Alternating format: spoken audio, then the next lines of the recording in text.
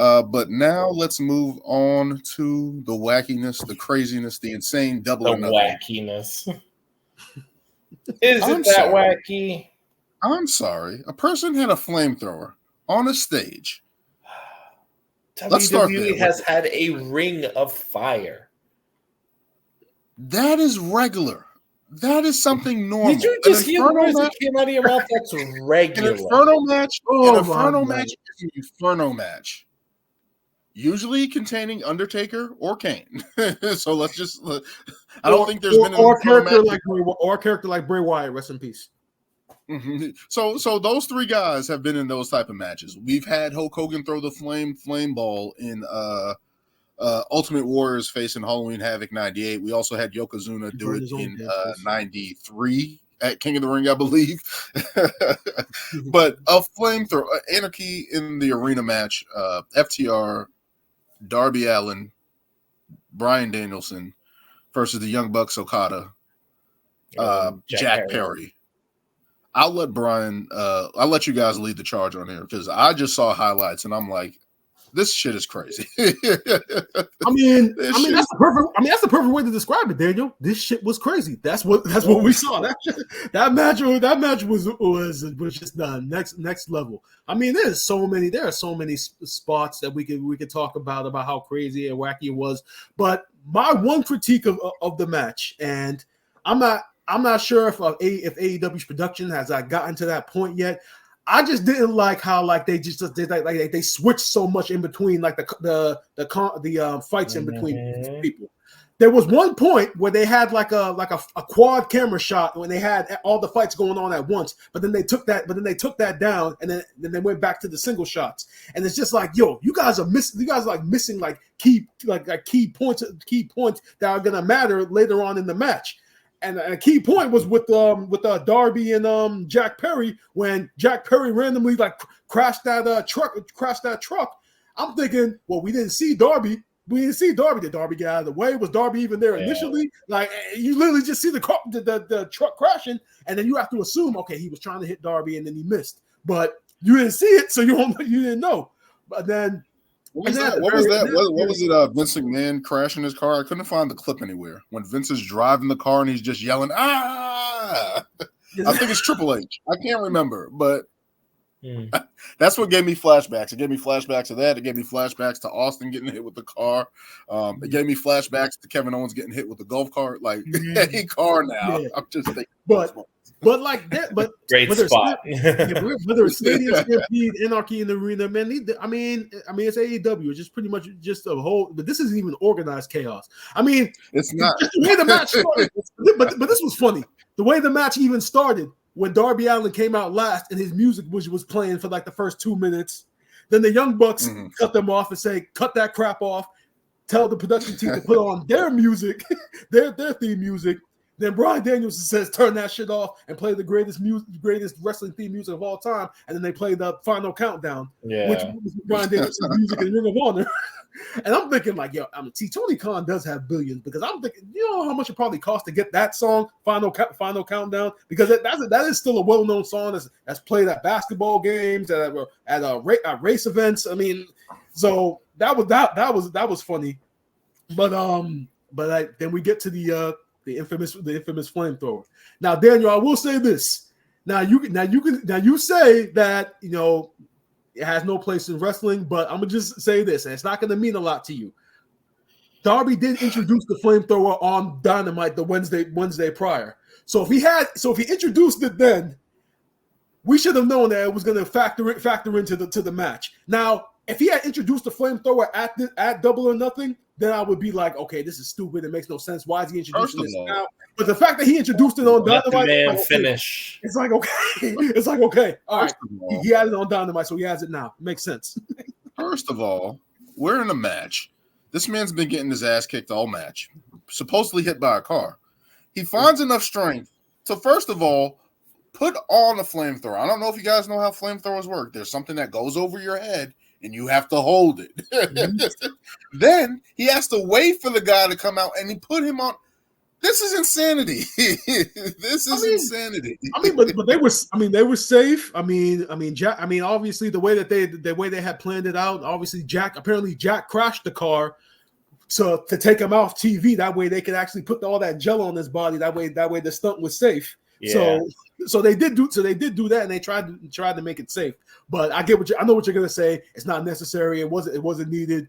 But do you think what happened to Darby at the very end was worth it? Because I'll even say like what they did to Darby in the end, that was a little. I honestly thought that was worse. I thought that was worse. To get hung upside down, have all the blood rush to your head, and then you get super kicked by sneakers with thumbtacks in them. I know Darby to do this. I know Darby is a daredevil. But like I said, Darby Allin is if Jeff Hardy and Mick Foley had a baby. So, and you know what's funny? The thumbtacks on the sneaker is not a new thing. They've done this they've done it before. Yeah, they've done it before. So for me, and it's so funny backstory with this. So I was in New York this weekend, so I didn't get to watch everything as they were going on. So I had to try and stay off social media as much as I could. And of course, I'm seeing AEW, somebody's on fire, and I'm not trying to see who it was or trying to see how it happened. All I saw was somebody getting lit on fire. So I was just all right, let's see who actually gets lit on fire. And it wasn't until I saw Jack Perry just doused in some jelly crap that I was like, oh, it's him. He's gonna get caught on fire. And then, but like Brian said, it felt like, well, at least in the beginning of the match, it felt like they were just experimenting with how to capture all this madness, because they're we got somebody over here, we got somebody over there, so let's go back and forth. And they're all right, let's just put them all on at the same time. And then they went back to single shot because they didn't do that again. So I think they did that at All In. At Wembley, but they never did the 4 screens before. They did this section. That's Claudio's over here, Mox is over here, or Danielson's over here, or the Young Bucks over here. So it was like that. But this time I felt like they were just experimenting, and they're just try and get what you can. Yeah, that's what they should do. That's the one thing that I've been always saying. Their production has to be a little better, and if they can find a way to kind of try to give everybody to see what's going on, I'm fine with that. I think that's cool. I got one more thing I got to talk about. Okay, what happened to Dax? I think it was Dax. Yeah, that guy. He got hit with the exploding chair. All right, that was crazy. That made no sense to me, because I was just first of all, where the fuck did this chair come from? I mean, how do we know it was going to explode? I'm like, they didn't chew that us up. Was a random thing that came out. And I was like, oh shit! I see sparks fly everywhere. It's the video game. It's the fight. It's the fight forever video game. Anything at your disposal. It's got to be in the video game. I'm like, I just seen the sparks, and I'm just like, what the fuck is this? And I'm like, but I mean, the match was what it was. I mean. If you're a fan of that hardcore style, I mean, it was a great match for you. I mean, the wrestling purists obviously frown upon it, but I mean, I'm not a purist. I've seen Cactus Jack. I've seen Mick Foley. I've seen guys in WWE, even WCW, do hardcore things, do extreme things. But certain shit is just crazy. What they're doing in AEW is crazy. It works for them. It's whatever. I'm not the biggest fan of it. Some of it is entertaining, not gonna lie. But man, oh man. Yeah. Those guys are trying to earn their check. That's all I'm gonna say about that. Those guys are trying to earn their check. Yeah, no, they're earning that money with some of these risks that they take. And mind you, no one's holding a gun to their head and making them do this stuff. Or Tony Khan is not going up to him saying, "Hey, let's get a flamethrower." This is all shit that all the talent is doing coming up with on their own. So yeah, I mean, absolutely. But I like crashing the car, being put on fire, thumbtacks to the face, like. Yeah, I know it was grotesque, but I mean, it works for them. I mean, those guys are earning their checks and they're getting what they need to get done, man. So respect to those guys. I'm always going to respect those guys in the ring and what they do. Just pure insanity. But let's continue to move on. Swerve Strickland retaining his AEW World Championship against Christian. What can you tell me about that match going down? Swerve retaining. Oh no, that was also a very, very good main event. You definitely saw how great of a heel that Christian Cage was in this match. Obviously, he had the patriarchy outside with him at the ring. So another critique I had about this show, it happened in this match, and it happened in the first match in the card with Will Ospreay and Roderick Strong. They make the referees out to be such fucking dumbasses. I swear to God. I mean, they make it so simple. I mean, you can literally have the referee in the corner, and you could do like 6 moves, and he doesn't see a goddamn thing. Like, and I know it's entertainment. We're supposed to kind of suspend our disbelief, when it comes to stuff like that. But at the same time, it's like, come on, be realistic. I mean, if the referee is distracted, one move in and out. I should not be in the ring pounding on somebody. Right there. Doing my full repertoire of the moves I have and showcasing. Exactly. No, they have done that. When we get to Ospreay. When we get to Ospreay Strong, I'll really talk about it. Yeah, but it was a good match. I mean, it was very Swerve was impressive as always. I mean, yeah, it was just a very good match. I mean, it was a good story told. I mean, eventually the patriarchy did. They all got banned from ringside. So Christian did end up being on his own. So there was a couple of false finishes to make you think that Christian might have a chance. But for the most part, it was a good match. Good program for Swerve. And I don't know if you guys saw. Matter of fact, Daniel, you saw. Lewis, you didn't see who Swerve's next opponent's going to be, which I think is hilarious. But is it Will Ospreay? Yeah. Oh yeah. Well, since we said it, yeah. The fact that he's the next opponent. I mean, like I said, Ospreay's taking it all. So, I mean, literally just won the their Intercontinental title. Won that title. Now he's getting the title. Literally just won the AEW International Championship. Has a title defense this Saturday on Collision against Kyle O'Reilly. But now he's the number 1 contender to Swerve's world title. Yep, Ospreay taking it all. Yeah, he's the best wrestler in the world, right? Yeah. I see people criticizing Ospreay all the time, and I'm like, I like his style. I don't know. I like the way he goes. Ospreay's good. No, he is top 5, top 3 wrestler in the world right now. Yeah. A lot of people can't do what he does in the ring, and it's like, I know, like, obviously when he was younger, I think he was more acrobatic, more high flyer. Now that he's like put on more muscle, now he's like more hard hitting, getting much more technical and all that stuff. So I'm a big fan. He has to change his style a little bit. That's all. I kind of see with him and Swerve. I think they're both. That's why I'm like, I don't think they should have rushed into this match already. Like, give Swerve like anybody else. You could have had like Jay White come after him. You could have had. I think there were slim pickings with Christian because I think they were looking for somebody and they said, "Hey, let's face him. Let's put him up against the best heel in the company right now." Yeah, to establish him. Yeah, you're not going to put him up against where's Adam Hangman Page? I don't know. Hangman is either, I think, well, storyline wise, he's suspended from that triple threat match that he had with Samoa Joe and Swerve, where he kept attacking the referees. Yeah. I'm sorry, I just thought that. He's the opponent. He's the opponent that he needs to have right now. But either he's actually injured or he's actually like serving a suspension. One or the other. One. He's either injured or something else, or he's taking a break. I don't know. I think that was the worry, right? Because when we saw him going up against Christian, it's like Christian is the best heel, but it's like, who do you have after that? Samoa Joe, he already defeated.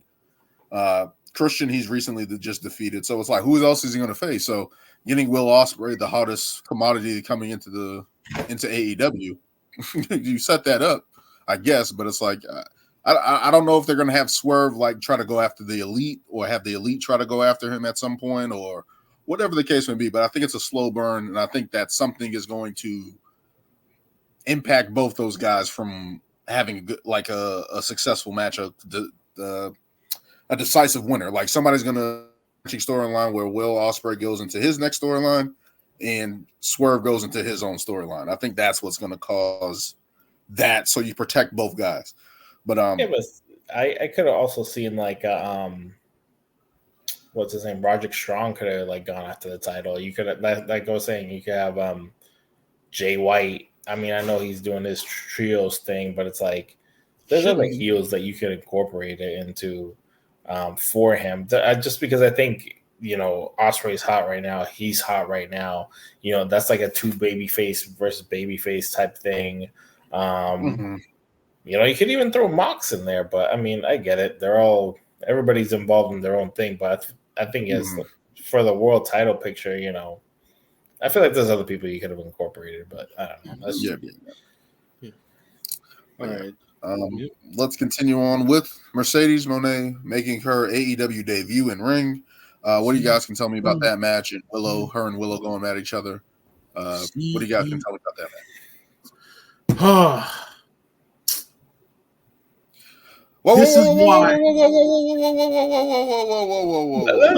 go first. Let me go first. I was just gonna say. Reaction. This was not the reaction I was expecting. No, so that's all I'm saying. No, because I was trying to get my words correct. That's why I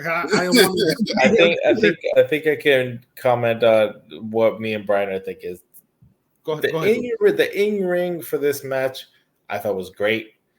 Mercedes didn't show any ring rust, at least from what I saw. I thought she was great in the ring. I thought Willow was pulling out some great, you know, offensive moves, you know, doing her thing. I just think, I don't know, it felt like Mercedes was supposed to be the heel, and obviously Willow being the big baby face, but then you throw in this. So what, I mean, I don't know if you saw, but what happened was Willow basically had Mercedes down for the win, or for the pin to get the 1, 2, 3. But at one point in the match, Stokely and what's her name? Chris Statlander basically kind of interfered inadvertently, causing the ref to, you know, to be distracted, caused the ref not to do the count in time. And basically that led to basically Mercedes getting the win and win the title. And then at the end, they turn on Willow. It was just kind of, I think just that aspect, just kind of deterred from the actual match, at least for me. The one question I had going into the match was, is she a heel or is she a face? They had to make that clear, and they didn't. So this is what I'm saying. No, time out. You guys don't think they made it clear when they had the contract signing that Mercedes was clearly the heel? No, yeah, but look at what they're doing on Dynamite right now. She's celebrating, and then she's like, Willow took me to the limit, and I can't wait to now she's like playing kind of like the baby face role. So it's like, were you actually the heel, or no? I just think that Willow got over as Willow got over so well as such a big baby face. She had to naturally, and on top of that, because Mercedes Moné's demeanor is kind of like a heel with the music, calling herself the CEO and all that stuff. Her demeanor is very heel-like, and Willow was already getting over as a big baby face, so they kind of had to pivot in that direction and Mercedes be the heel. Now that she's the champion and now Willow's in her program now with Chris Statlander, now they can go back to the original plan, which is what they kind of alluded to tonight. And they're having her do what she should have been doing as soon as she debuted, which is her strength, which is her in ring work. She had a match tonight on Dynamite against Sky Blue, which was also which was a good match, and showed how she, like Lewis said, she hasn't suffered from any ring rust.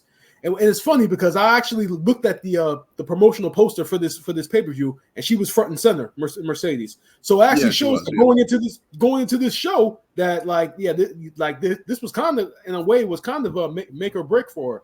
And I definitely think that she made the most of it. It was a very good match. And if moving forward, if she's going to be in ring more, that's what needs to be done. So. Mm-hmm. So it was. I think that's the best thing for her. That the more matches she has, the more ring work, because she has to build up equity in AEW, right? So, Yeah. This is a good start for her. She got the win. Again, I just wanted to know if she was babyface or the heel. They were playing it like she was babyface, even though her actions were heel, getting put through the table, her whole persona, et cetera, speaks heel. But I kind of felt like, hey, is she the babyface in this? Is she the heel? Of course, Willow Nightingale is getting the shine as well. I hope they continue to showcase her in the women's division, especially for a women's division that has been recently struggling outside of Toni Storm. Willow can be a big play in the women's division going forward. Hopefully they continue that. That's what I want to see for her. Let's continue with the other match here with Toni Storm versus Serena Deeb. What do you guys think about this match? Honestly, I mean, between this was the point during the show where I really was kind of like in and out, like I was half paying attention but half paying attention. Realistically, the one thing I remember from this match though was the finish, the fucking storm driver from the top rope, the little top rope pile driver. I was just like, oh my god, I really hope that I really hope that so nobody's hurt, that they practice they practiced that and made sure that everybody was safe. Because I'm thinking, please don't tell me Serena Deeb has a broken neck or something like that. That's how vicious it looked. And then she picked her up and then hit her with the regular one right after. Yeah. And I was just like, yep, Toni Storm. But throughout the match, you still got your typical from Toni Storm, with the Luther getting involved, and her character work is just magnificent. There's nothing much we can say about that. Man, she is AEW's women's division right now. So yeah, what's funny is like every time she has a match, I'm very much invested in the match. I guess different from Brian, like. When I see Toni Storm's matches, I'm like all in. I'm like, I need to see what she's going to do. And just because her character is just so great right now, she plays it so well, and there's so much depth to it.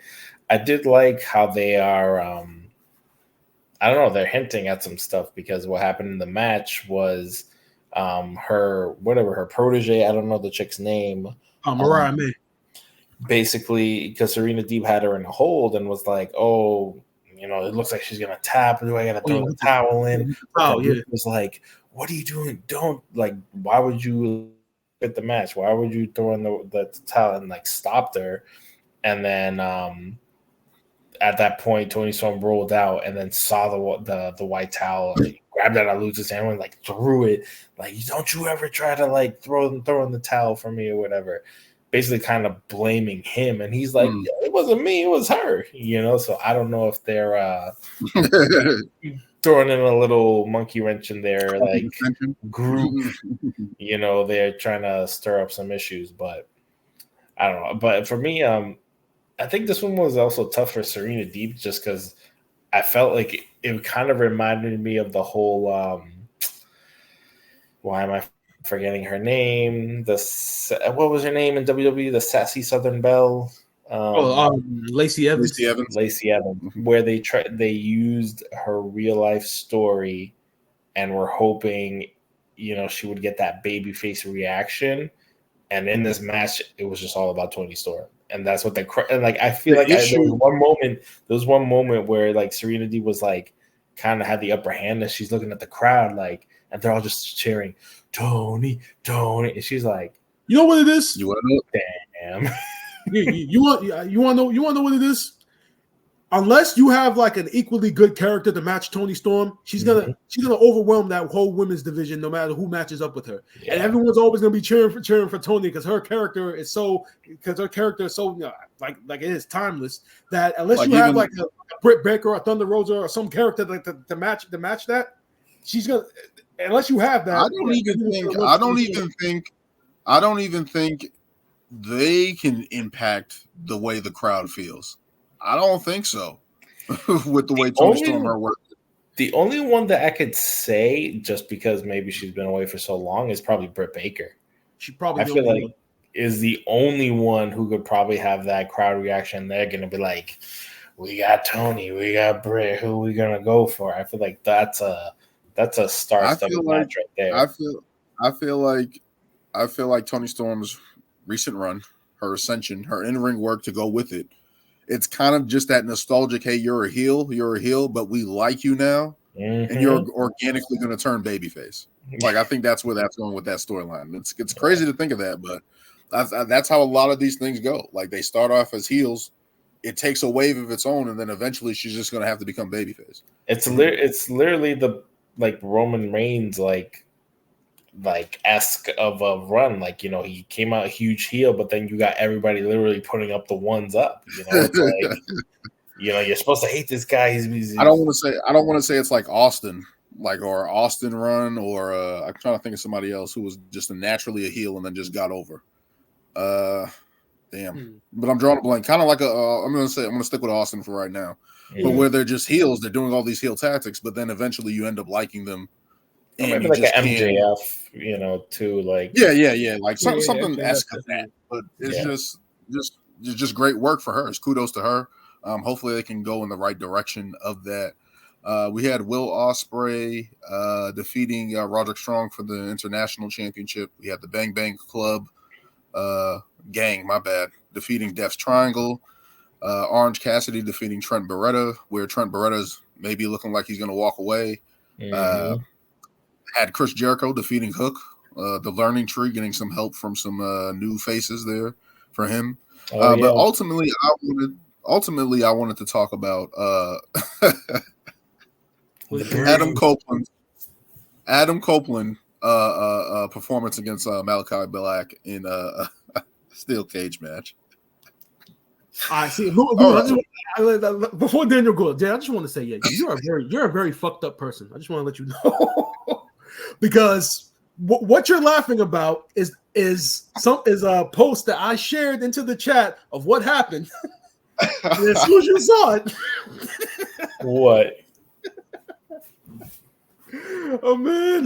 The failed coup de grace from a 50-year-old man off the top of the cage. That shit. You said that. I was like, you know what's funny? You know, pencil drop into an elbow. I don't know what he was thinking. I don't know what he was thinking. Edge had no hang time at all. Edge, you're too old to be doing this shit. I know you're trying to go all out on this last run that you have of how many years or months you have left in the company or whatever it is in wrestling.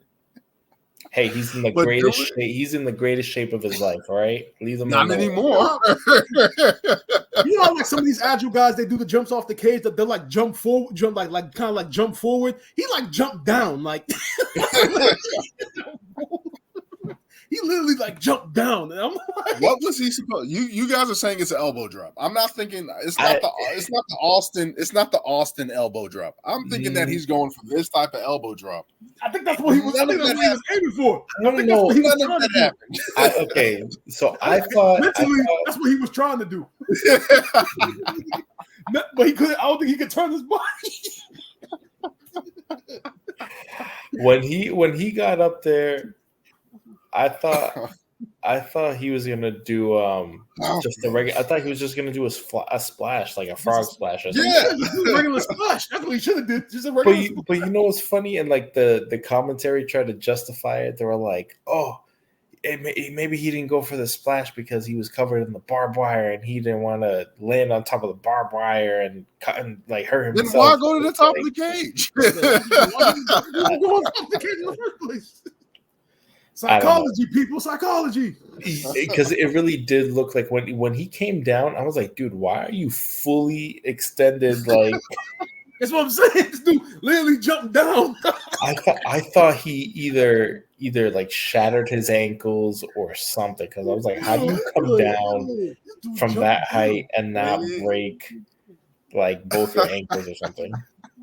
I was watching Wrestling with Regret, and he said that it reminded him of the Macho Man in 1997 when he jumped down on Roddy Piper and Hulk Hogan and just basically missed everybody and tore his ACL. I'm like, dude, again, after seeing the flamethrower and all this stuff, I'm like, dude, like, what the hell is Adam Copeland thinking? What are you thinking? Hey, he had a lot. He was full on brood mode, all right?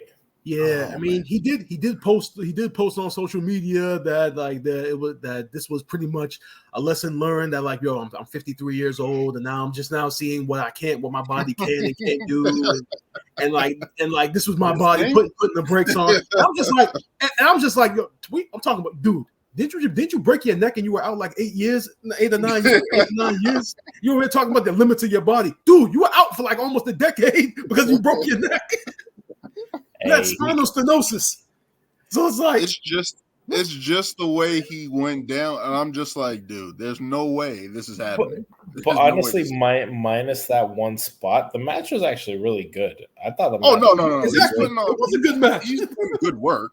He's doing good work. I love the game. I love when Gangrel came out at the end. Yeah, because I asked the question on social media, because Edge had done a podcast where he said that he wanted to use Gangrel at WrestleMania 39, but all the higher ups said no because they were afraid the fans wouldn't remember. But then we watch AEW, Gangrel pops out. He gets one of the biggest pops of the night, and I'm like, "Are you serious? You mean to tell me you guys couldn't do that in WWE?"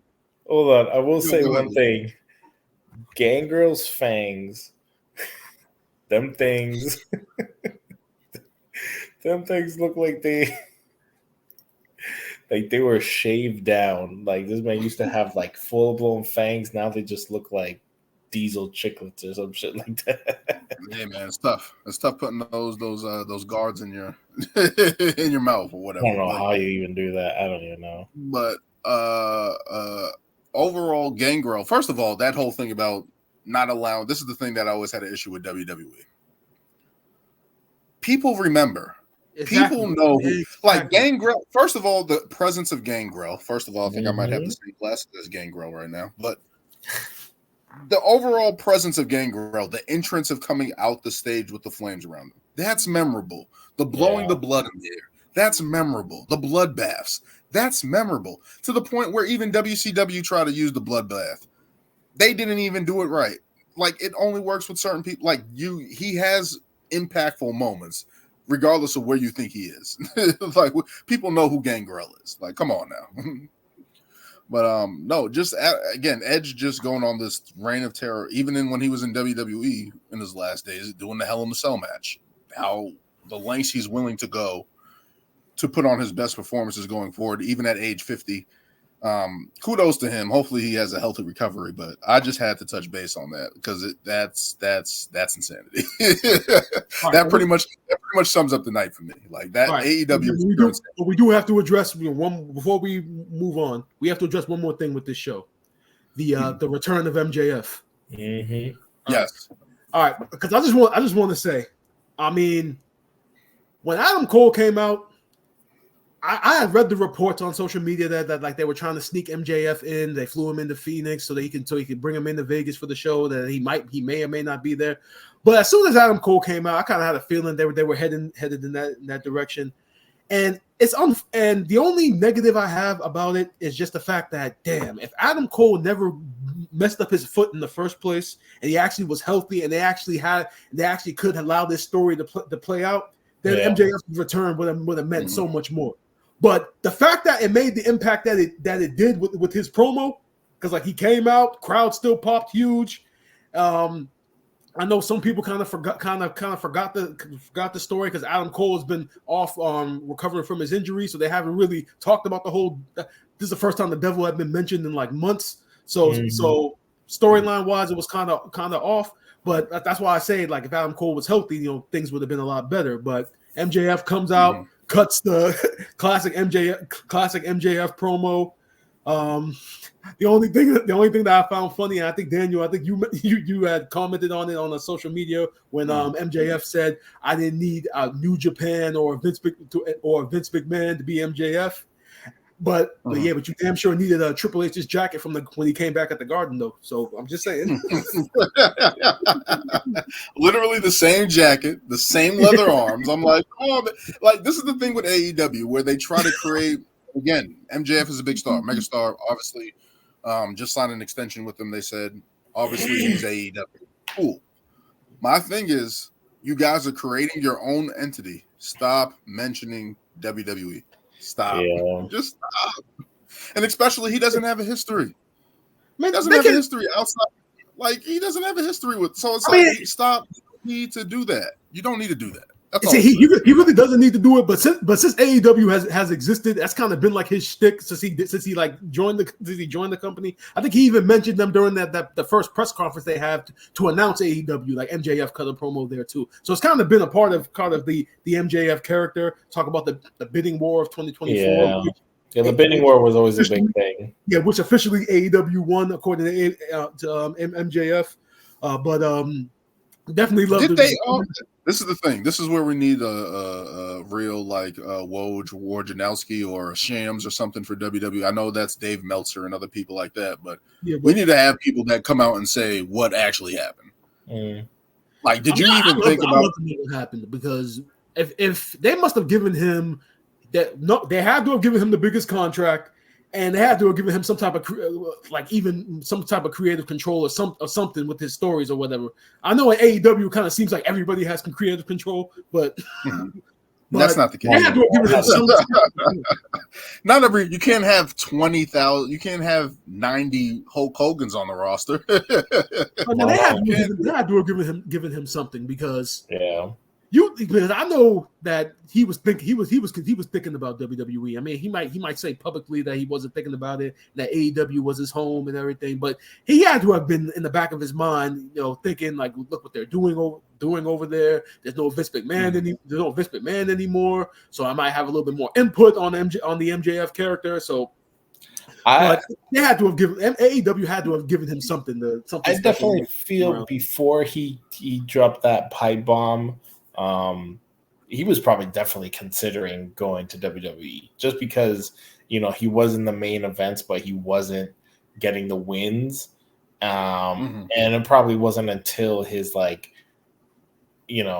when he came back after that promo, actually, because I remember he kept saying like, oh, Tony shoveled out a huge amount of money just to keep me and blah, blah, blah. And, then mentioning all the stuff about his, the bidding war and everything. But I think all that stuff and then his title run definitely solidified him as AEW is my home and I'm gonna be the top guy in this company and carry this thing on my shoulder, which he did, and it sucks that his body paid for it, but it was he was also working a lot. But I think he had a great title run in the end, but. Injuries and all that stuff happens, but I think he's definitely an AEW guy for sure. Maybe one day he probably will go. We'll never know. He's definitely still a young guy too, Yeah, I mean, he should be in AEW. He should be in AEW. Well, it would have been great to see him in WWE because especially where they are right now and how they're booking and everything's different right now. But he deserves. He should be in AEW. That's homegrown. That's where he made his name. Yeah. That's where he had his real first title run. So we got to at least try to. I like the fact that he's in AEW because if AEW lost him, that's a tough loss. But MJF is there. So AEW Double or Nothing, definitely insane. Has the return of one of their top stars back. So it's going to be interesting to see what happens with that. But they're just going to keep rolling. And I think they have something good with Swerve. They have Mercedes. They have Will Ospreay. They have Okada. The Young Bucks now are in their own entity. They're going to get Kenny back at some point, so they're in the right direction. They're going to continue to move in the right direction with this. So congratulations to them out there, event King of the Ring. But to move on to